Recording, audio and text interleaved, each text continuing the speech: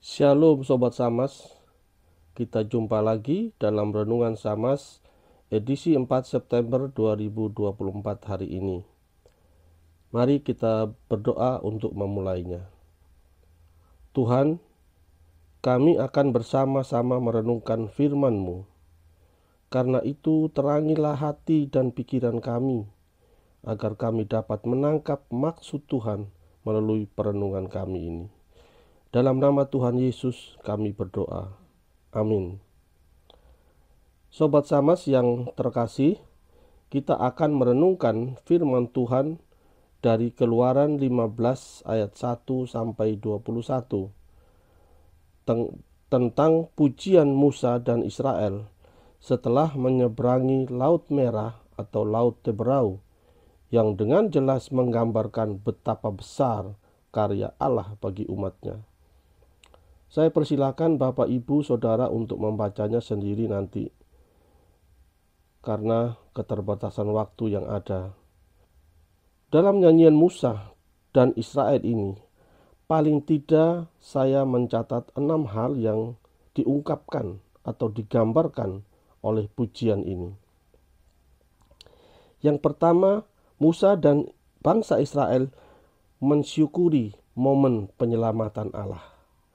Ketika bangsa Israel akhirnya bebas dari perbudakan di Mesir, mereka mengalami momen penyelamatan yang luar biasa. Keluaran 15 ayat 1 sampai 2 mencatat bagaimana Musa dan seluruh bangsa Israel menyanyikan pujian kepada Tuhan, merayakan kemenangan yang diberikannya. Itu adalah ungkapan syukur atas kasih dan kuasa Tuhan yang menyelamatkan mereka dari musuh yang tampak tak terhindarkan. Yang kedua, pujian Musa dan Israel itu menggambarkan kekuatan Allah. Pujian yang dinyanyikan oleh Musa menggambarkan kekuatan dan keagungan Allah.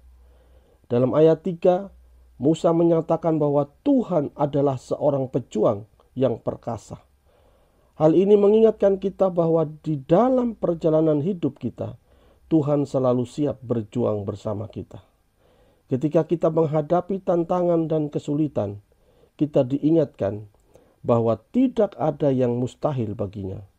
Dia adalah sumber kekuatan kita yang tidak akan meninggalkan kita dalam keadaan yang sulit. Yang ketiga, nyanyian dan Musa dan Israel menggambarkan kebersamaan dan kesatuan umatnya di dalam memuji Tuhan. Di sisi lain, nyanyian pujian Israel mencerminkan kesatuan dan kebersamaan. Dalam Keluaran 15 ayat 20 sampai 21, Miriam, saudara perempuan Musa, memimpin wanita-wanita Israel dalam tarian dan nyanyian. Ini menunjukkan bahwa pujian kepada Tuhan bukan hanya tanggung jawab individu, tetapi juga merupakan sebuah komunitas. Ketika kita bersama-sama memuji Tuhan, kita menguatkan satu sama lain dan memperkuat ikatan kita sebagai umatnya. Kebersamaan dalam pujian ini menciptakan suatu suasana sukacita yang melimpah seperti halnya dalam suatu paduan suara Kristen. Keempat, pujian Musa dan Israel ini juga menggambarkan pengakuan akan tindakan dahsyat Tuhan. Pujian mereka juga merupakan pengakuan atas tindakan Tuhan yang luar biasa. Keluaran 15 ayat 4 sampai 5 menggambarkan bagaimana Tuhan mengalahkan musuh mereka di Laut Merah. Hal ini menjadi pengingat bahwa Tuhan berkuasa atas semua hal dan tidak ada yang dapat menghalangi rencananya. Dalam hidup kita, sering kali kita menghadapi situasi di luar kendali kita. Tetapi kita perlu ingat bahwa Tuhan selalu hadir dan bekerja di tengah-tengah kita, meskipun kita tidak selalu melihat dan menyadarinya.